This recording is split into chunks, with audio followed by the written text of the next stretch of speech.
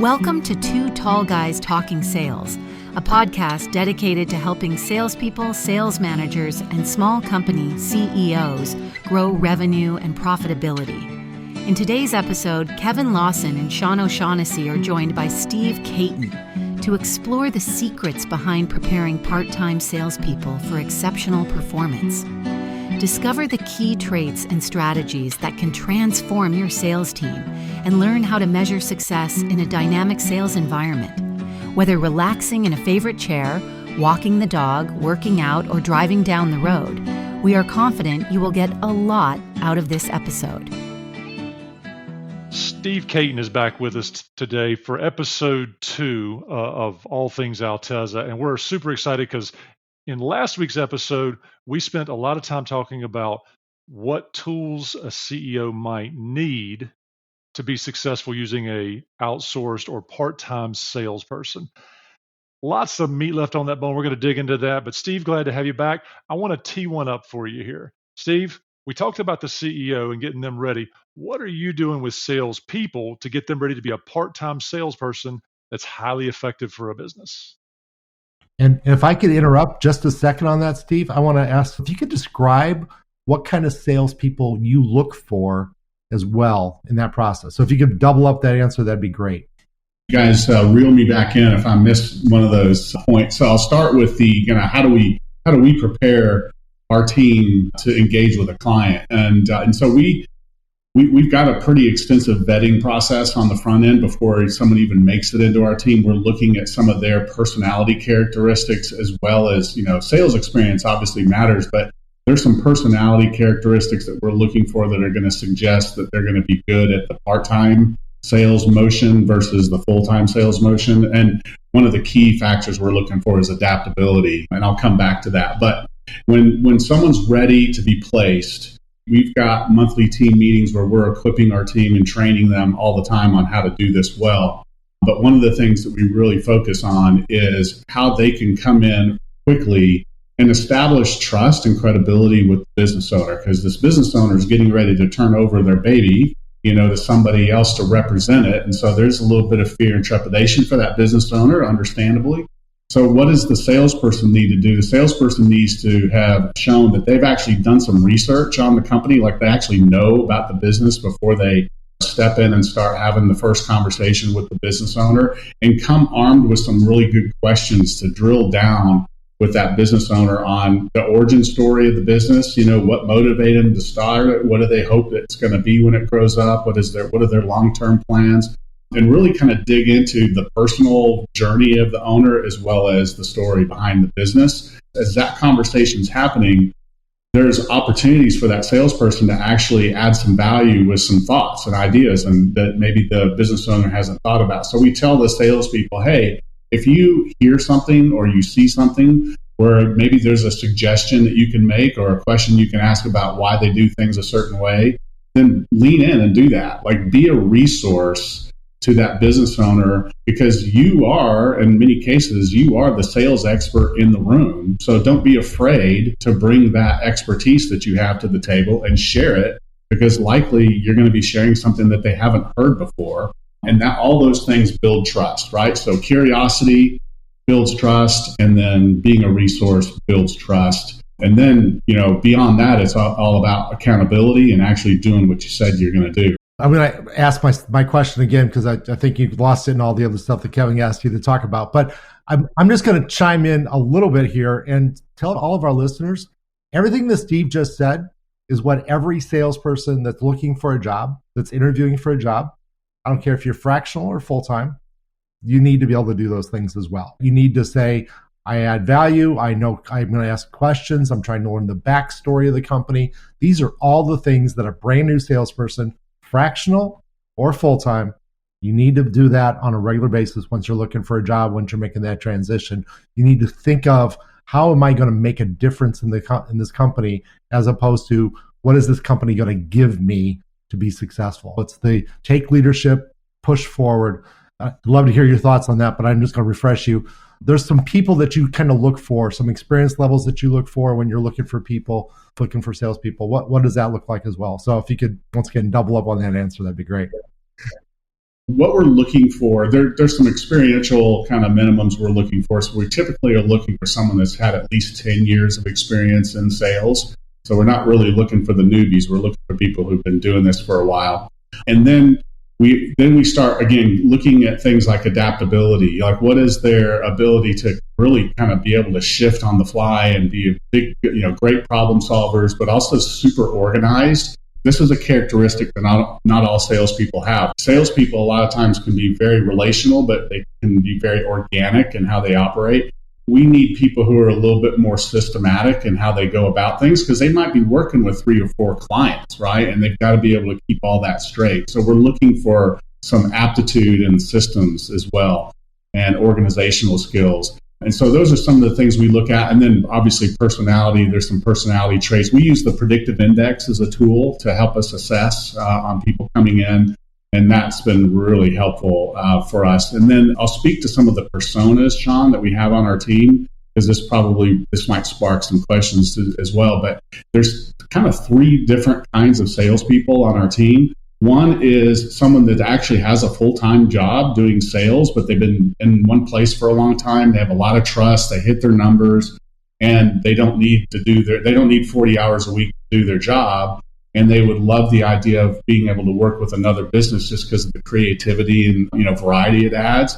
And so they'll come to work for us, and they might work with one client. They'll take on one client as kind of a side hustle, if you will, because they love that variety that it adds. So think of it in terms of somebody that says, hey, I want to go sell for somebody else instead of playing golf in my spare time. And then the second persona is a salesperson that's, looks a little bit like me, lost their hair, has a lot of gray hair, and they've been doing sales for a long time. And they're kind of done with the corporate world. They've been in and out of that for a while, and they're just like, you know what, I'm kind of over that. I want to do my own thing. And in their case, their own thing is doing sales for multiple businesses. And so they would work for us and take on anywhere from 3, 4, 5 clients, just depending on what their capacity is. And then the third persona is a really cool one. I love this one. I love them all, but I really love this one is a woman who was in sales, and then, got married, had kids, and decided, I want to be a mom. I really want to be a mom. First and foremost, I want to be a mom, but I don't want to lose my edge. I want to stay connected to the business world in case I ever want to go back, or just because, they love it. And so they want to be in sales. And so they'll be on our team, and they'll take on 1 or 2 clients, just depending on how much flexibility they have to do that. But in all cases, these are super adaptable, super skilled, and very experienced people. Now, occasionally we'll take somebody that's got less than 10 years of experience if they're a real rock star, but typically we're looking for that minimum of 10 years. That's really good. And I love the finding people, meeting them where they are, and pairing them with a company that's trying to grow into their new goals. I love that parity. But I'm a sales ops guy at heart. I love the process. I love the systems and controls. I always want to feather in the idea of, well, how does somebody measure success? So on either side of the T account, how do you measure success of a new salesperson that you've plugged into one of your first customers or to a customer? And how do customers typically set their level of expectation for success with you? What's the dialogue there? Setting the expectations with the client, that, as you guys probably would imagine, is a very tailored conversation based on what's true in that client. So what do they have going on in terms of lead volume? All the things I talked about before, lead volume, sales cycle, all those things will help us to set expectations in terms of how long it's going to take someone to get up to speed. So if we're working for a custom software development shop that has a 1-year sales cycle, it's like, okay, we're probably not going to close some business in the first 30 days. And it might not even be the first 3 months, but there are some things we want to look at that suggest that we're making progress. And so to the second part of your question, what are we holding ourselves accountable to and what we expect from the team? It starts with sales activity. You got to have the activity, which is why the CRM is so important, because we expect our people to operate in a CRM and record all their calls, all their emails, all their meetings, all the proposals, basically all the things that we are all familiar with when we talk about sales activity. It's got to be in one place, right?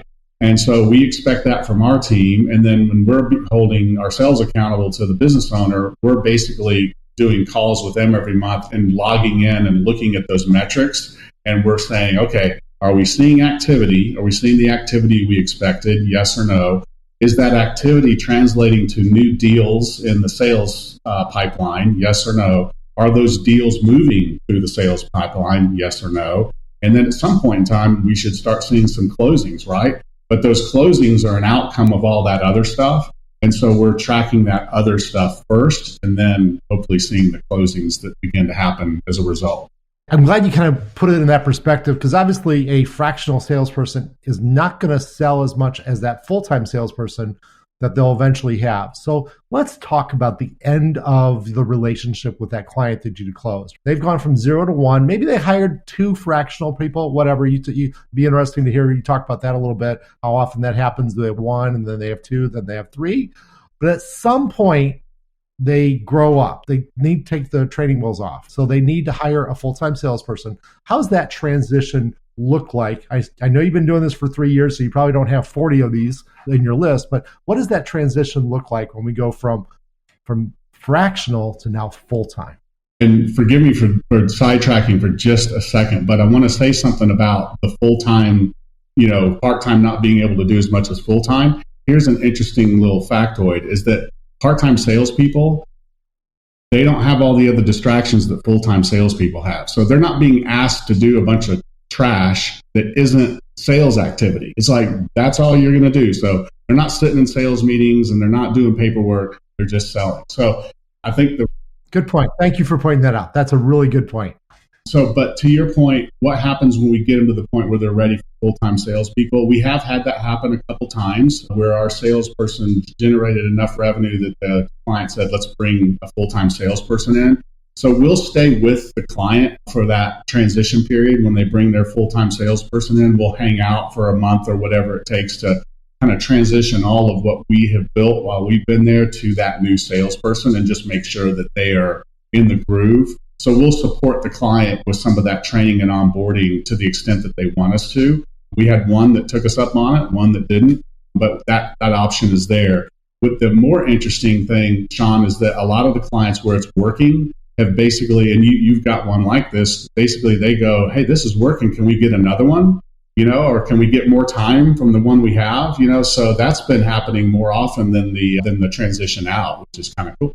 And you're right. It really does make sense for a small company to grow this way. And you're different. And I know we're going to be running out of time, and I apologize, but you're different than a appointment setting service. You're actually closing deals. You're actually working deals. So talk about that a second, and then we got to give you time to talk about your company and how people get a hold of you. So talk about that real quick, how you're different real quick. Yeah, well, we were very intentional about going after the closer role because, there's plenty of providers out there that do the top of funnel sales development, cold calling. So I didn't want to really play in that space. And honestly, in my experience as that salesperson I was talking about earlier, what I saw was the greatest struggle was the closing piece of it. Was the nurture, the education, and the close, especially in a longer sales cycle. So I just said, I think closers are the bigger need. So that's what we went after. And what that means, guys, is that we've got to have some leads to work with, right? So if you plug a closer into a situation where there's no leads, well, what are they going to close? Just like anything, whether you're fractional, part-time, or otherwise, there are no silver bullets. So you've either got a leads, a language, or a leadership problem. Those are my 3 L's: leads, language, and leadership. And you highlighted, hey, you're focusing on the leadership and the language, but if the business is starved for leads, there's not enough to go around. Speaking of not enough to go around, we're approaching the end of our time here. And Steve, you're such a great guest. You've been with us for 2 weeks here. We so appreciate your time, insight, and wisdom. And I think you shared a lot of truth nuggets that our listening audience could really learn from, whether they're a salesperson, a sales leader, or a business owner. How about telling all those people how they can get in touch with you? So if they've got a follow-up question, they can get directly in touch with you. I don't want the company to be about me. So I always tell people, go to altezasolutions.com. And Alteza is spelled with 2 Z's. So it's Italian for altitude, by the way, for those that are curious about the name. So yeah, go to the website, or you can connect with me on LinkedIn. I'm on LinkedIn all the time, and I love connecting with people there. So my LinkedIn profile is a good place if you want to connect with me directly. Fantastic. And I'll put that LinkedIn connection into the show notes. We'll also put your URL, your company website, into the show notes as well. Steve, you've been a gracious guest. We really do appreciate it. Everybody out there in podcast land listening to this, if you think that you are interested in being a fractional salesperson, reach out to Steve. If you think that you want to grow your company quickly, and you need some help, reach out to Steve, or you can reach out to Kevin and I as well, and we'll all try to help you be a better company and turn into a great sales organization. Steve, thank you very much for your time, and everybody else, thank you for listening. Thanks, guys. What a great episode, Sean, Kevin, and Steve. We learned a lot about the critical traits and experience levels needed for effective part-time salespeople. This discussion offered invaluable insights for anyone looking to optimize their sales team, from understanding the importance of adaptability to setting clear success metrics. Remember, if you ever need help with sales, sales management, or simply growing your company, Sean and Kevin are here to help. Reach out to Sean, Kevin, or Steve directly using the contact information provided in the show notes. Don't forget to subscribe to Two Tall Guys Talking Sales on your favorite podcast player to stay updated with more expert advice and actionable strategies. By subscribing, you'll never miss an episode filled with tips that can transform your sales approach and drive your business forward. Two Tall Guys Talking Sales is approaching its 100th episode, so make sure you catch up on all of the run-up episodes and that anniversary show. Until next Tuesday at 4:30 p.m. Eastern Time, happy selling!